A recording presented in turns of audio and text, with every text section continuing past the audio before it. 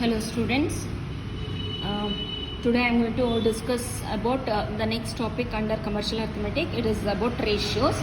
Probably you people would have studied or discussed this topic during your high school classes. Let's see what is the meaning and definition of ratios.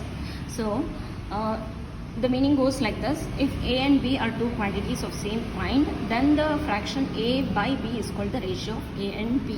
Okay, thus the ratio of one quantity to another is the relation in respect of the number of terms that one quantity contains the other. So it is always expressed by a fraction obtained by dividing the first quantity by the second. Okay, ಅಂದರೆ ಕನ್ನಡದಲ್ಲಿ ಅದನ್ನು ಅನುಪಾತ ಅಂತ ಕರೀತಾರೆ. So ಅನುಪಾತ ಅಂದರೆ ಏನು ಅಂದರೆ ಇಲ್ಲಿ ಎರಡು ಕ್ವಾಂಟಿಟೀಸ್ ಮಧ್ಯೆ ಒಂದು ಸಂಬಂಧ ಯಾವ ರೀತಿ ಇದೆ ಅಂತ ಅದನ್ನು ಹೇಳೋದಕ್ಕೆ ಈ ಥರ ಅನುಪಾತನ ಒಂದು ಉಪಯೋಗ ಮಾಡ್ತಾರೆ. ಸೊ ಈಗ ಎ ಮತ್ತು ಬಿ ಏನಾದರೂ ಎರಡು ಕ್ವಾಂಟಿಟಿ ಆಗಿ ಅದು ಒಂದು ಸೇಮ್ ಕೈಂಡ್ ಅಂತಂದರೆ, ಈಗ ನಾವು ಯಾವುದೋ ಫ್ರೂಟ್ಸ್ನ ತಗೊಂಡಾಗ rate of apple to rate of mangoes, so ಇವೆರಡೂ ಒಂದೇ ಕ್ವಾಂಟಿಟಿ. ಸೊ ರೇಟ್ ಕ್ವಾಂಟಿಟಿ ಅಂತ ಏನು ಬಂತು ಅಂದರೆ ಮ್ಯಾಂಗೋನು ಅಳಿಯೋದು ಒಂದೇ ತೂಕದಲ್ಲಿ, ಕೆ ಜಿ ತೂಕದಲ್ಲಿ, ಆಮೇಲೆ ಆ್ಯಪಲ್ನ ಅಳಿಯೋದು ಕೆ ಜಿ ತೂಕದಲ್ಲಿ. ಸೊ ಈ ಥರ ಒಂದು ಸೇಮ್ ಕ್ವಾಂಟಿಟಿನ ನಾವು ಕಂಪೇರ್ ಮಾಡಬೇಕಾದ್ರೆ, ಓಕೆ, ಅವೆರಡರ ಮಧ್ಯೆ ಒಂದು ಸಂಬಂಧ ಕ್ರಿಯೇಟ್ ಮಾಡಬೇಕಾದ್ರೆ ಈ ಥರ ಅನುಪಾತಗಳನ್ನ ನಾವು ಯೂಸ್ ಮಾಡ್ತೀವಿ. ಈಗ ಎ ಆ್ಯಂಡ್ ಬಿ ಏನಾದರೂ ಎರಡು ಕ್ವಾಂಟಿಟಿ ಆಗಿದ್ದರೆ, so A divided by B is called the ratio of A and B. ಅಂದರೆ ಎ ಡಿವೈಡೆಡ್ ಬಿ ಬೈ ಬಿನ ನಾವು ಅದರದ್ದು ಅನುಪಾತ ಅಂತ ಕರಿತೀವಿ. ಸೊ ರೇಷಿಯೋ ಅಂದರೆ ಏನು ಅಂದರೆ ಒಂದು ಕ್ವಾಂಟಿಟಿನ, ಓಕೆ, ಒಂದು ಅಳತೆನೇ ಇನ್ನೊಂದು ಅಳತೆ ಜೊತೆ, ಒಂದು ಕ್ವಾಂಟಿಟಿನ ಇನ್ನೊಂದು ಕ್ವಾಂಟಿಟಿ ಮಧ್ಯದಲ್ಲಿ ಅವೆರಡರ ಮಧ್ಯದಲ್ಲಿ ಏನಾದರೂ ಸಂಬಂಧ ಯಾವ ರೀತಿ ಇದೆ ಅಂತ ಒಂದು ಡಿಟರ್ಮೈನ್ ಮಾಡೋದಕ್ಕೆ, ಎಕ್ಸ್ಪ್ಲೈನ್ ಮಾಡೋದಕ್ಕೆ ಅಥವಾ ಅದ್ರ ಬಗ್ಗೆ ತಿಳ್ಕೊಳೋದಕ್ಕೆ ಯೂಸ್ ಮಾಡೋ ಅಂಥ ಒಂದು ಮೆಥಡನ್ನು ನಾವು ಅನುಪಾತ ಅಂತ ಕರಿತೀವಿ. ಈಗ ನೋಡಿ, is the relation in respect of number of times that one quantity contains the other. So ಒಂದು ಕ್ವಾಂಟಿಟಿ ಇನ್ನೊಂದು ಕ್ವಾಂಟಿಟಿ ಎಷ್ಟು ಸೇರಿಕೊಂಡಿದೆ ಅನ್ನೋದನ್ನು ಅರ್ಥ ಮಾಡಿಸೋದಕ್ಕೆ ನಾವು ಈ ಅನುಪಾತ ಅಂತ ಉಪಯೋಗಿಸ್ತೀವಿ. ಓಕೆ, ಸೊ ಇದನ್ನು ಯೂಶಲಾಗಿ ಫ್ರ್ಯಾಕ್ಷನ್ನಲ್ಲಿ ಡಿಟರ್ಮೈನ್ ಮಾಡ್ತಾರೆ. ಅಂದರೆ ಡಿವೈಡಿಂಗ್ ಫಸ್ಟ್ ಕ್ವಾಂಟಿಟಿನ ಸೆಕೆಂಡ್ ಕ್ವಾಂಟಿಟಿಯಲ್ಲಿ ಡಿವೈಡ್ ಮಾಡೋದ್ರಿಂದ ಆ ಎರಡರ ಮಧ್ಯದಲ್ಲಿ ಯಾವ ರೀತಿ ಸಂಬಂಧ ಇದೆ ಅಂತ ತಿಳ್ಕೊಳ್ಬೋದು. Okay, so ratio between A and B is generally represented in the ratio of A and B. So ಇದನ್ನು ratio of A and B ಅಂತ ಹೇಳ್ಬಿಟ್ಟು ಅನುಪಾತ ಅಂತ ಕರಿತೇವೆ. ಎ ಇಸ್ ಟು ಬಿನ ಅನುಪಾತ ಅಂತ ಕರಿತೇವೆ. ಸೊ ಇದನ್ನು ಈ ರೀತಿ ಬರೆಯೋದು ಎ ಇಸ್ ಟು ಬಿ, ಅದನ್ನು ಉಚ್ಚಾರ ಮಾಡೋದು ಎ ಇಸ್ ಟು ಬಿ ಅಂತ ಉಚ್ಚಾರ ಮಾಡ್ತೀವಿ. ಆಮೇಲೆ ಒಂದು ಅನುಪಾತನ ಫ್ರ್ಯಾಕ್ಷನ್ ಮುಖಾಂತರನೂ ಅದನ್ನು ಡಿಟರ್ಮೈನ್ ಮಾಡ್ಬೋದು, ಎ ಡಿವೈಡೆಡ್ ಬೈ ಬಿ ಅಂತೇಳಿ. Okay, so the quantities A and B called terms of the ratio. So ಇವೆರಡನ್ನ ಕ್ವಾಂಟಿಟೀಸ್ನ ಟರ್ಮ್ಸ್ ಅಂತ ಕರಿತೀವಿ. ಓಕೆ, ಸೊ ಎನ ಆ್ಯಂಟಿಸಿಡೆಂಟ್, ಬಿನ ಕಾನ್ಸಿಕ್ವೆಂಟ್. ಅಂದರೆ ಫಸ್ಟು ಬರೋ ಒಂದು ಕ್ವಾಂಟಿಟಿನ ಆ್ಯಂಟಿಸಿಡೆಂಟ್ ಅಂತ ಕರಿತೀವಿ, ನೆಕ್ಸ್ಟ್ ಬರೋದನ್ನು ಕಾನ್ಸಿಕ್ವೆಂಟ್ ಅಂತ ಕರಿತೀವಿ. ಓಕೆ, ಇವಾಗ ಡೆಫಿನೇಷನ್ ಆಫ್ ರೇಷಿಯೋ ನೋಡಿದಾಗ, a ratio is defined as a relation between any two or more numbers expressed in the same unit which is found out in some arithmetic form with a view to making a meaningful comparison between two or more related phenomena. Okay, so ratio ಅಂದರೆ ಏನು ಅಂದರೆ relation, ಎರಡು ಅಥವಾ ಮೂರು numbers ಮಧ್ಯೆ ಯಾವ ರೀತಿ ಸಂಬಂಧ ಇದೆ, ಅದು ಯೂನಿಟ್, ಅದಕ್ಕೆ ಯೂಸ್ ಮಾಡಿರೋ ಯೂನಿಟ್ ಸೇಮ್ ಆಗಿರ್ಬೇಕು. ಅಂದರೆ ಈಗ ನಾವು ಕೆ ಜಿ, ಈಗ ಆ್ಯಪಲ್ಲು ಕೆ ಜಿಸಲ್ಲಿ ಕ್ವಾಂಟಿಟಿಯಲ್ಲಿ ಅದನ್ನು ಎಕ್ಸ್ಪ್ರೆಸ್ ಮಾಡಿದ್ದೀವಿ. ಮ್ಯಾಂಗೋಸ್ ತಗೊಂಡಾಗ ಅದನ್ನು ಕೆ ಜಿಸಲ್ಲಿ ಇದ್ದಾಗ ಅವೆರಡರದ್ದು ಸಂಬಂಧನ ನಾವು ಈ ಅನುಪಾತದ ಮುಖಾಂತರ ನಾವು ಅದನ್ನು ಎಕ್ಸ್ಪ್ರೆಸ್ ಮಾಡ್ಬೋದು. ಈಗ ಆ್ಯಪಲ್ದು ಅದರ ರೇಟ್ನ ರುಪೀಸಲ್ಲಿ ತೊಗೊಂಡು, ಮ್ಯಾಂಗೋದನ್ನು ತೂಕನ ಕೆ ಜಿಸಲ್ಲಿ ತೊಗೊಂಡು ಅವೆರಡರ ಮಧ್ಯೆ ಸಂಬಂಧ ಅಂತ ನಾವು ಸೃಷ್ಟಿ ಮಾಡೋಕ್ಕಾಗಲ್ಲ. ಸೊ ಎರಡೂ ಒಂದೇ ಯೂನಿಟ್ ಆಗಿರಬೇಕು. ಒಂದು ಮೀನಿಂಗ್ಫುಲ್ ಕಂಪ್ಯಾರಿಸನ್ ಅಂದರೆ ಅವೆರಡರ ಮಧ್ಯೆ ಒಂದು ಗರ್ಭಿತವಾದ ಒಂದು ಸಂಬಂಧನ ಸೃಷ್ಟಿ ಮಾಡೋದಕ್ಕೆ ಈ ಒಂದು ಮೆಥಡ್, ರೇಷಿಯೋ ಅಥವಾ ಅನುಪಾತ ಮೆಥಡ್ನ ಬಳಸ್ಕೋಬೋದು. Okay, next is important points relating to a ratio. The terms of a ratio must be of the same unit.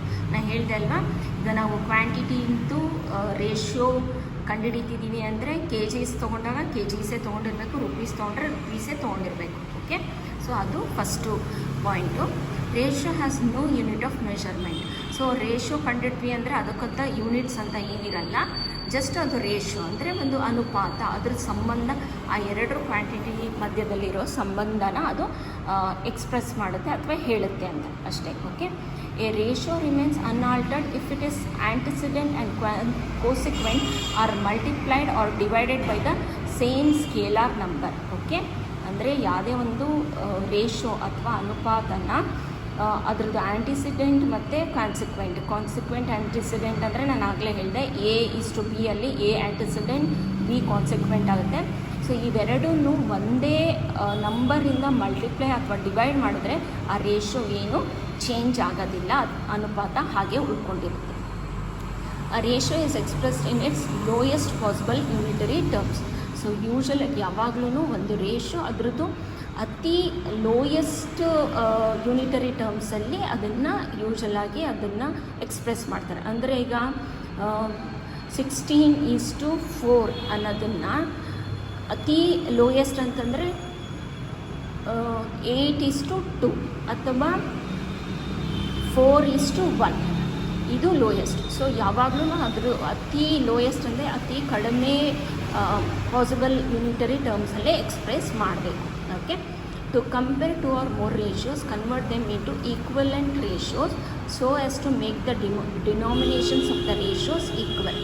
So ಎರಡು ರೇಷಿಯೋನ ಕಂಪೇರ್ ಮಾಡಬೇಕು ಅಂದರೆ ಸೊ ಅವೆರಡನ್ನೂ ಒಂದು ಸಮ ಈಕ್ವಲೆಂಟ್ ರೇಷಿಯೋಯಿಂದ ಮಲ್ಟಿಪ್ಲೈ ಮಾಡಿದಾಗ ಅವೆರಡರ ರೇಷಿಯೋದು ಇದು ಪ್ರಮಾಣ ಎಷ್ಟಿದೆ ಕಂಪೇರ್ ಮಾಡೋಕ್ಕೆ ಸಾಧ್ಯ ಆಗುತ್ತೆ.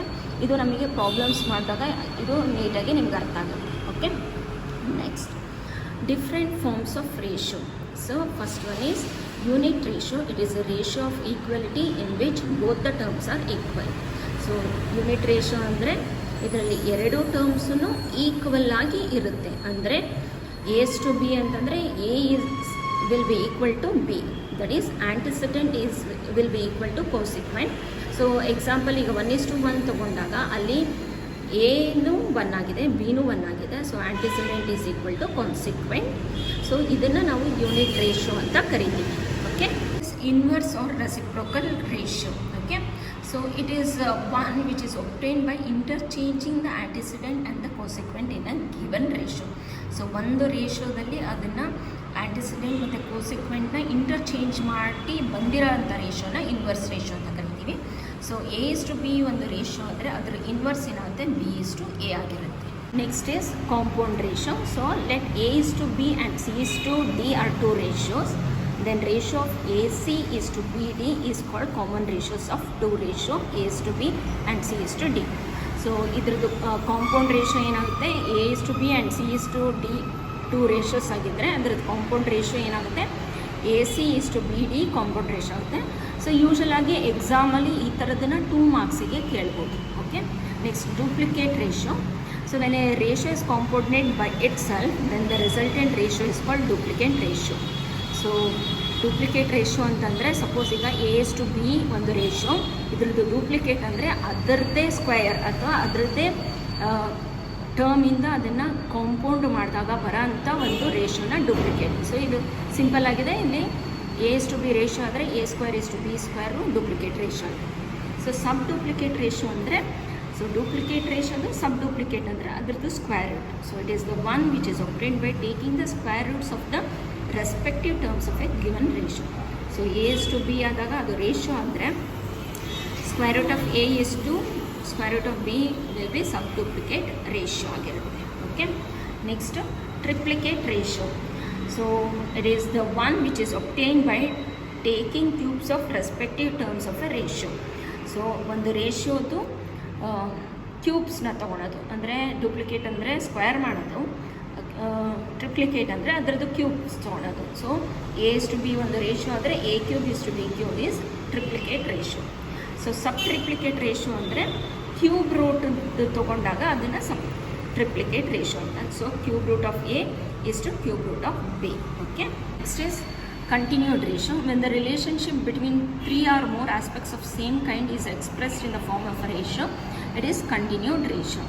ಸೊ ಯಾವುದೇ ಒಂದು ಇದು ಸೇಮ್ ಆಸ್ಪೆಕ್ಟ್ಸ್ ಅಂದರೆ 2-3 ಪ್ರಮಾಣನ ನಾವು ಒಂದು ರೇಷಿಯೋ ಮುಖಾಂತರ ಅದನ್ನು ಎಕ್ಸ್ಪ್ರೆಸ್ ಮಾಡಿದಾಗ ಅದು ಕಂಟಿನ್ಯೂಡ್ ರೇಷಿಯೋ ಅಂತ ಕರಿತೀವಿ. So 3:4, 4:6, 6:8 3/4 is equal to 4/6 is equal to 6/8 ಅಂತ ಈ ಥರನೂ ಎಕ್ಸ್ಪ್ರೆಸ್ ಮಾಡ್ಬೋದು. ಇದನ್ನು ನಾವು ಕಂಟಿನ್ಯೂಡ್ ರೇಷಿಯೋ ಅಂತ ಕರಿತೀವಿ. Next ratio of greater inequality. So in the ratio A is to B, if A is greater than B, that is the antecedent is greater than the consequent, such ratio is called ratio of greater inequality. So ಯಾವಾಗ ಒಂದು ratio A ಮತ್ತು B ಅಲ್ಲಿ A B-ಗಿಂತ ಜಾಸ್ತಿ ಇದ್ದಾಗ so ಅದನ್ನು ನಾವು ratio of greater inequality ಅಂತ ಕರಿತೀವಿ. Next ratio of lesser inequality ಅಂದಾಗ ಸೊ ಯಾವ ರೇಷಿಯೋದಲ್ಲಿ the consequent is antecedent is lesser than the consequent, then such ratio is called the ratio of lesser inequality. So in the ratio A is to B, if A is less than B, then it is called ratio of lesser inequality. Okay, so these are the different types of ratios. Usual ಆಗಿ ಇದು ನಿಮಗೆ 2 ಮಾರ್ಕ್ಸಲ್ಲಿ ಆ ಥರ ಕೇಳ್ಬೋದು ಅಷ್ಟೇ, exam point of view ಅಂದರೆ. Okay, so let's see some problems on ratios. So first problem is, if the cost of 1 kg of bananas is ₹30 and the cost of 1 kg of apples is 90 rupees, find the ratio of cost of bananas and apples. Okay, so 1 kg ಬನಾನದ್ದು ಬೆಲೆ 30 ರೂಪಾಯಿ, 1 kg ಆ್ಯಪಲ್ದು ಬೆಲೆ 90 ರೂಪಾಯಿ. So ಈ ಎರಡು ಅಂದರೆ ಇದು ಬಾಳೆಹಣ್ಣಿಂದು rate ಮತ್ತು ಆ್ಯಪಲ್ದು rate ಮಧ್ಯದಲ್ಲಿರೋ ಅನುಪಾತನ ತಿಳಿಸಿ ಅಂತ ಹೇಳಿದ್ದಾರೆ. ಸೊ ಇಲ್ಲಿ 1 kg ಬನಾನದು 30 ರೂಪಾಯಿ, ಆ್ಯಪಲ್ದು 90 ರೂಪಾಯಿ. So ratio of cost of bananas to cost of apples 30 rupees is to 90 rupees. So ಇದನ್ನು ನಾವು ರೆಡ್ಯೂಸ್ ಮಾಡಿದ್ವಿ. ರೆಡ್ಯೂಸ್ ಅಂತಂದರೆ ಅತಿ ಕಮ್ಮಿ ಪ್ರಮಾಣದಲ್ಲಿ ಇದನ್ನು ಎಕ್ಸ್ಪ್ರೆಸ್ ಮಾಡೋದಾದರೆ ಸೊ 1:3 ಆಗುತ್ತೆ. ಓಕೆ, ಹಾಗೆ next problem, if the cost of 1 kg of banana is 30 rupees and the cost of 3 kgs of apple is 150 rupees, find the ratio of cost of bananas and apples. Okay, so ಈ ಪ್ರಾಬ್ಲಮಲ್ಲಿ ಒಂದು twist ನೋಡಿ, ಇಲ್ಲಿ rate ಕೊಟ್ಟಿರೋದು 1 kg ಬನಾನದು 30 rupees, ಆದರೆ 3 kgs of apple 150 rupees. So ಈಗ ನಾವು cost of ಬನಾನಸ್ ಮತ್ತು and apples ಅಂತ ಕೇಳಿರೋದ್ರಿಂದ ರೇಷಿಯೋನ ಎರಡೂ ಒಂದೇ ಪ್ರಮಾಣ ಇರಬೇಕು. ಸೊ ಅದನ್ನೇ ಅವಾಗೆ ಇಂಪಾರ್ಟೆಂಟ್ ಪಾಯಿಂಟ್ಸಲ್ಲೆಲ್ಲ ನಾವು ನೋಡಿದ್ದು. ಸೊ ಐದರ್ ನಾವು ಬನಾನಾದ ಕೆ ಜಿನ 3 ಪಟ್ಟು ಮಾಡ್ಕೋಬೇಕು, ಅಥವಾ ಇದು ಆ್ಯಪಲ್ದು ರೇಟನ್ನು 1 kg ರೆಡ್ಯೂಸ್ ಮಾಡ್ಕೋಬೇಕು. ಎರಡು ಮಾಡಿದಾಗಲೂ ನಿಮ್ಗೆ ಅದೇ ಆನ್ಸರ್ ಬರುತ್ತೆ. ಸೊ ಈಗ ನಾನೇನು ಮಾಡಿದ್ದೀನಿ, ಇದನ್ನು ಬನಾನಾದ ಕೆ ಜಿನೇ 1 kg ಕೊಟ್ಟಿದ್ದಾರೆ, 3 kg ಮಾಡಿದಾಗ 90 ರೂಪಾಯಿ ಬರುತ್ತೆ. ಸೊ ಆವಾಗ ರೇಷಿಯೋ ಏನಾಗುತ್ತೆ 90:150. ಸೊ ಅದನ್ನು ರಿಡ್ಯೂಸ್ ಮಾಡಿದಾಗ 3:5 ಆಗುತ್ತೆ. Okay, next find the ratio of 300 kgs and 3 quintals. Same ಥರ ಪ್ರಾಬ್ಲಮ್. 300 kgs ಅಂದರೂ 3 quintals ಅಂದ್ರೂ 300 kgs ಆಗುತ್ತೆ. ಆಗ 1:1. ಸೊ 3 kgs ಅಂದರೆ 3 quintals, 3 quintals ಅಂದರೆ 3 quintals. So 1:1. Find the ratio of 3:48 minutes and 3 hours 48 minutes. Okay, so ಈಗ 3:48 minutes, 3 hours 48 minutesನ ನಾವು ಅದನ್ನು ಮಿನಿಟ್ಸಿಗೆ ಕನ್ವರ್ಟ್ ಮಾಡ್ಕೊಳೋದು. Okay, so 1 hour is equal to 60 minutes, so 3 into 60 plus 48 minutes. So ಇದು 180 plus 48 228 ಆಗುತ್ತೆ. So 3:48 minutes and 228 minutesನ reduce ಮಾಡಿದಾಗ 174 to 114. So ಮತ್ತೆ ಫೈನಲ್ಲಾಗಿ ಅದು lowest ಎಷ್ಟು ಅಂತಾರೆ 29:19. Okay, express 5:25 in its lowest term. So ಮತ್ತೆ 5 ಮತ್ತು 25ನ ಲೋಯೆಸ್ಟ್ ಟರ್ಮಲ್ಲಿ ಎಕ್ಸ್ಪ್ರೆಸ್ ಮಾಡಿದ್ದಾರೆ ಅಂತಿದ್ದಾರೆ. So 5:25 is equal to 1:5. Next divide ₹800 between A and B in 1:3. So A ಮತ್ತು 800 rupeesನ ಎ ಮತ್ತು ಬಿ ಮಧ್ಯ 1:3 ಅನುಪಾತದಲ್ಲಿ ಅದನ್ನು ಡಿಸ್ಟ್ರಿಬ್ಯೂಟ್ ಮಾಡಿ ಅಂತ. Okay, so amount to be distributed is 800. A share ಏನಾಗುತ್ತೆ, ಸೊ ಎ ಶೇರ್ ಎಷ್ಟು ಅಂತ ಕಂಡುಹಿಡಿಯೋಕ್ಕೆ ಈಗ ಟೋಟಲ್ ರೇಷಿಯೋ 1+3 ಅದು ಟೋಟಲ್ ರೇಷಿಯೋ ಅದು. ಸೊ ಟೋಟಲ್ ರೇಷಿಯೋ 1+3 ಇದ್ದಾಗ ಏದು ಪೋರ್ಷನ್ ಎಷ್ಟಿರುತ್ತೆ 1 ಆಗಿರುತ್ತೆ. ಸೊ 800ಅಲ್ಲಿ ಎಷ್ಟಾಗುತ್ತೆ ಅನ್ನೋದನ್ನು ನಾವು ಈ ರೀತಿ ಕಂಡುಹಿಡಿತೀವಿ. ಹಾಗೆ ಬಿ ಶೇರೂ ಅಷ್ಟೇ ಈ ರೀತಿ ಕಂಡುಹಿಡಿತೀವಿ. ಓಕೆ, ಸೊ ಆವಾಗ ಏನು ಬರುತ್ತೆ final answer? A share 200, B is to 600 ಆಗುತ್ತೆ. Divide 2,40,000 rupees between A and B in the ratio of 5:7. Okay, so similar previous problem tara sum of the ratio 5 plus 7 will be equal to 12. So A share 5 divided by 12 into 2 lakh 1 lakh ಆಗುತ್ತೆ. ಇದು 7 divided by 12 into 2,40,000 1,40,000. So ಯೂಶುವಲಾಗಿ ಈ ಥರ problem section A ಅಲ್ಲಿ ಕೊಡ್ಬೋದು ಅಥವಾ section ಬಿಗೂ ಬರ್ಬೋದು. Okay, calculate duplicate ratio and triplicate ratio of 2:3 and 5:8. So duplicate ಅಂದಿದ ತಕ್ಷಣ ಗೊತ್ತು ಅಲ್ವಾ, ಸ್ಕ್ವೇರ್ಸ್ ತೊಗೋಬೇಕು. ಸೊ 2 ಸ್ಕ್ವೇರ್ ಮತ್ತು 3 ಸ್ಕ್ವೇರ್. ಸೊ 4:9 ಆಗುತ್ತೆ. ಸೊ ಹಾಗೆ 5 ಸ್ಕ್ವೇರ್ 8 ಸ್ಕ್ವೇರ್ 25 64. ಟ್ರಿಪ್ಲಿಕೇಟ್ ಅಂದರೆ ಕ್ಯೂಬ್, 2 ಕ್ಯೂಬ್ 3 ಕ್ಯೂಬ್. ಸೊ 8:27. ಹಾಗೆ 5 cube 8 cube 125:5 12. Okay, next problem, calculate sub duplicate ratio of. Sub duplicate ಅಂದಾಗ square root. So 144:169. Square root of 144 169 12:30. ಹಾಗೆ sub duplicate ಅಂದರೆ square root 4 ಮತ್ತು 64 2:8. Okay, so ಈ ಥರ ಪ್ರಾಬ್ಲಮ್ಸ್ನ section A ಅಲ್ಲಿ ಕೊಡ್ತಾರೆ 2 ಮಾರ್ಕ್ಸಿಗೆ. Find the sub triplicate ratio of cube root. So triplicate sub triplicate ಅಂದರೆ cube root. So 27 cube root ಎಷ್ಟು 3 ಆಗುತ್ತೆ, 125 5 ಆಗುತ್ತೆ. ಸೊ 5.625:8 ಅಂದಾಗ ಅದರದ್ದು ಕ್ಯೂಬ್ ರೂಟ್ ಬಂದು 2.5:2. ಸೊ ಇದು 2.5 okay is to 2. If x is to y is equal to 4:5 and y is to z is equal to 4:6, find x is to y is to z. So x is to y ಕೊಟ್ಟಿದ್ದಾರೆ, y is to z ಕೊಟ್ಟಿದ್ದಾರೆ. x is to y is to z ಅಂದಾಗ so ಇಲ್ಲಿ ಇನ್ the ratio x is to y 4:5, value of y ಏನಾಗಿದೆ 5 ಆಗಿದೆ. ಹಾಗೆ ಇನ್ the ratio of y is to z ಏನಾಗಿದೆ 4:6 ಅಲ್ಲಿ value of y 4 ಆಗಿದೆ. So ಆವಾಗ ಏನು ಮಾಡಬೇಕು, multiply first ratio by 4. Okay, ಯಾಕಂದರೆ ಸೆಕೆಂಡ್ ರೇಷಿಯೋಲಿ y ವ್ಯಾಲ್ಯೂ 4 ಇದೆ ಆ್ಯಂಡ್ ಸೆಕೆಂಡ್ ರೇಷಿಯೋ ಬೈ 5. ಯಾಕಂದರೆ ಫಸ್ಟ್ ರೇಷಿಯೋದಲ್ಲಿ y ವ್ಯಾಲ್ಯೂ 5 ಇರೋದ್ರಿಂದ ಮಲ್ಟಿಪ್ಲೈ ಮಾಡಬೇಕು. ಸೊ ಆವಾಗ ಫಸ್ಟ್ ರೇಷಿಯೋ ಏನಾಗುತ್ತೆ x is to y is equal to 16:25 and y is to z ಏನಾಗುತ್ತೆ 20:30. So ಯಾಕೆ ಹಿಂಗೆ ಮಲ್ಟಿಪ್ಲೈ ಮಾಡಿದ್ವಿ ಅಂದರೆ y ಕಾಮನ್ ಮಾಡ್ಕೊಳೋದಕ್ಕೆ. ಓಕೆ, ಸೊ y ಕಾಮನ್ ಮಾಡ್ಕೊಂಡಾಗ ಅವಾಗ ಏನಾಗುತ್ತೆ x is to y is to z ಏನಾಗುತ್ತೆ 16:20:30 ಆಗುತ್ತೆ. ಇದನ್ನು ರೆಡ್ಯೂಸ್ ಮಾಡಿದಾಗ 8:10:15 ಆಗುತ್ತೆ. ಓಕೆ, ಸೊ ಈ ಥರ ಮಾಡಬೇಕು. ಈ ಥರ problem, if a is to b is equal to 5:7, b is to c is equal to 3:5, find a is to b is to c. So previous problem ಥರನೇ ಇದು, ನೀವು ಇದು ನೋಡಲಿಲ್ಲಂಗೆ ಟ್ರೈ ಮಾಡಿ ಆಮೇಲೆ ಕ್ರಾಸ್ ಚೆಕ್ ಮಾಡ್ಕೊಳ್ಳಿ. Next, divide ₹118 among A, B and C so that A is to B is equal to 3:4 and B is to C is equal to 5:6. So first ನಾವು ಇದನ್ನು A is to B is to C ಥರ find out ಮಾಡ್ಕೋಬೇಕು. So A is to B is to C ಮಾಡಿದಾಗ ನಮಗೆ ಇದು ಬರುತ್ತೆ, ಇಷ್ಟು ಬರುತ್ತೆ ರೇಷಿಯೋ 15:20:24 ಬರುತ್ತೆ. ಆಮೇಲೆ ಅದಾದಮೇಲೆ ನಾವು ಡಿವೈಡ್ ಮಾಡ್ಕೋಬೇಕು. ಸೊ ಡಿವೈಡಿಗೆ ಎಷ್ಟು ಮಾಡಬೇಕು, 118ನ A is to B is to C-ನ ಈ ರೇಷಿಯೋದಲ್ಲಿ ಡಿವೈಡ್ ಮಾಡಬೇಕು. So sum of the ratio ತೊಗೊತೀವಿ, ಆಮೇಲೆ A share B share C share find out ಮಾಡ್ತೀವಿ. ಓಕೆ, ಈ ಥರ ಕ್ಯಾಲ್ಕುಲೇಟ್ ಮಾಡ್ತೀವಿ. Next problem, which is greatest ratio, A is 2:5 or 5:2. So ಈ ಥರ ಕೇಳಿದಾಗ fraction form of 2:5 is 2/5, 5:2 is 5/2. So ಇವಾಗ ಇದನ್ನು ಡಿನಾಮಿನೇಟರ್ನ ಕಾಮನ್ ಮಾಡ್ಕೋಬೇಕು. ಸೊ ಡಿನಾಮಿನೇಟರ್ ಕಾಮನ್ ಮಾಡ್ಕೋಬೇಕಂದ್ರೆ ಇಲ್ಲಿ 2/5ನ 2ಇಂದ ಮಲ್ಟಿಪ್ಲೈ ಮಾಡಿದಾಗ ಇಲ್ಲಿ 10 ಆಗುತ್ತೆ ಡಿನಾಮಿನೇಟರ್. ಹಾಗೆ ಈ ರೇಷಿಯೋದಲ್ಲಿ ಡಿನಾಮಿನೇಟರ್ 10 ಮಾಡ್ಕೊತೀವಿ ಅಂದರೆ 5ಇಂದ ಡಿವೈಡ್ ಮಾಡ್ತೀವಿ. ಸೊ ಇಲ್ಲಿ ಒಂದು ಇಂಪಾರ್ಟೆಂಟ್ ಪಾಯಿಂಟ್ ಏನು ಜ್ಞಾಪಕ ಇಟ್ಕೋಬೇಕು ಅಂದರೆ, ನಾವು ಡಿನಾಮಿನೇಟರ್ನ ಯಾವ ನಂಬರಿಂದ ಮಲ್ಟಿಪ್ಲೈ ಮಾಡ್ತೀವೋ ಅದನ್ನು ನ್ಯೂಮರೇಟರು ಅದೇ ನಂಬರಿಂದ ಮಲ್ಟಿಪ್ಲೈ ಮಾಡಬೇಕು. ಸೊ ಆವಾಗ ಅದರದ್ದು ವ್ಯಾಲ್ಯೂ ಚೇಂಜ್ ಆಗೋಲ್ಲ. ಸೊ ಇದು ಯಾವಾಗಲೂ ಜ್ಞಾಪಕ ಇಟ್ಕೋಬೇಕು. ನಾವು ಮಲ್ಟಿಪ್ಲೈ ಮಾಡ್ತಾಯಿದ್ದೀವಿ ಅಂತ ಅಂದಾಗ ಸೇಮ್ ನಂಬರಿಂದನೇ ಮಲ್ಟಿಪ್ಲೈ ಮಾಡಬೇಕು, ನ್ಯೂಮರೇಟರ್ ಮತ್ತು ಡಿನಾಮಿನೇಟರ್. ಸೊ ಇವಾಗ ಏನು ಬಂತು, 25/10 ಈಸ್ ಗ್ರೇಟರ್ ದೆನ್ 4/10. ಸೊ ಇವಾಗ ಇದು 4/10 ಬಂದಿದೆ, ಇದು 25/10 ಬಂದಿದೆ. ಸೊ ಮಾಮೂಲಿ ಡಿನಾಮಿನೇಟರ್ ಸೇಮ್ ಇದ್ದಾಗ ನ್ಯೂಮರೇಟರ್ ಯಾರು ಜಾಸ್ತಿ ಇರುತ್ತೋ ಸೊ ಅದು ಗ್ರೇಟರ್ ಆಗುತ್ತೆ. So 25/10 is greater than 4/10.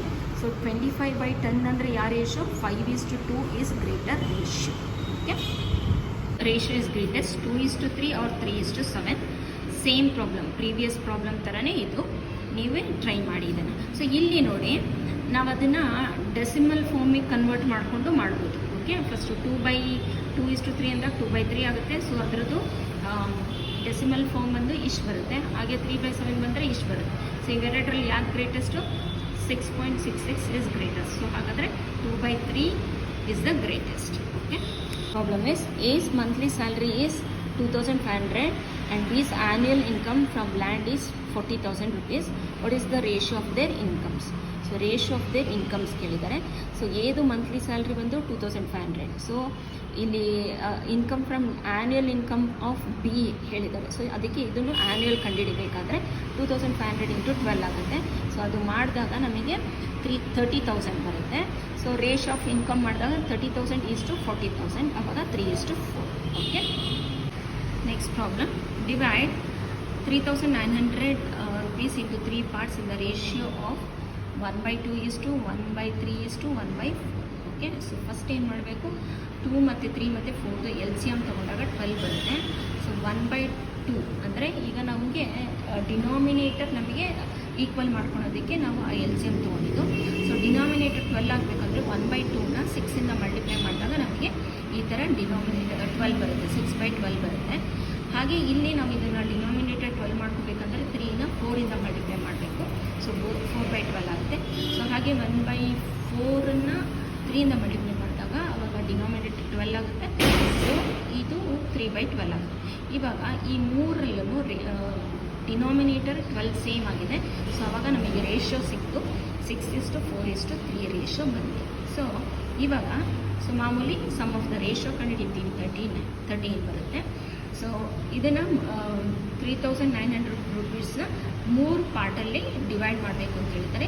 So first ಪಾರ್ಟಿಗೆ ಎಷ್ಟು ಸಿಗುತ್ತೆ ಅಂದರೆ 3,900 ಡಿವೈಡೆಡ್ ಬೈ 13 ಇಂಟು 6, ಯಾಕಂದರೆ ಇಲ್ಲಿ ಫಸ್ಟು ರೇಷಿಯೋ 6 ಬಂದಿರೋದು.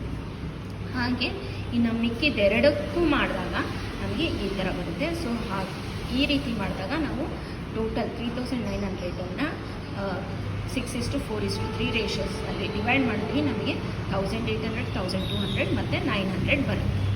So the next problem is 2 numbers are in the ratio of 7:11. If 7 is added to each of the numbers, the ratio becomes 2:3. Find the numbers. ಅಂದರೆ 2 number 7:11 ರೇಷಿಯೋದಲ್ಲಿದೆ. ಆ ನಂಬರ್ಸಿಗೆ 7 add ಮಾಡಿದಾಗ ಅದ್ರ resultant ratio ಏನಾಗಿರುತ್ತೆ? 2:3 ಆಗಿರುತ್ತೆ. So ಆ numbers ಯಾವ್ದು? So ratio of 2 numbers ಏನಿದೆ? 7:11. So let the numbers B 7x and 11x ಅಂತ ಇಟ್ಕೊಳ್ಳೋಣ. Okay, so if 7 is added to the numbers, then the ratio is 7x plus 7 divided by 11x plus 7 will be equal to 2/3. Okay, so ಅವರೇ ಹೇಳಿರೋ ಪ್ರಕಾರ ಈ ನಂಬರ್ಸಿಗೆ 7 add ಮಾಡಿದಾಗ 2 ಮತ್ತು 3 ಬರುತ್ತೆ ratio ಅಂತ. ಸೊ ಇವಾಗ ಕ್ರಾಸ್ ಮಲ್ಟಿಪ್ಲೈ ಮಾಡಿ. ಓಕೆ, ಸೊ ಅದನ್ನು ಸಿಂಪ್ಲಿಫೈ ಮಾಡಿದಾಗ ಎಕ್ಸ್ ಏನು ಬಂತು? 7 ಬಂತು. ಸೊ ನಂಬರ್ಸ್ ಏನಾಗುತ್ತೆ? 7x ಅಂದಾಗ 7 × 7 49, 11x ಅಂದಾಗ 11 × 7 77. So numbers are 49 and 7.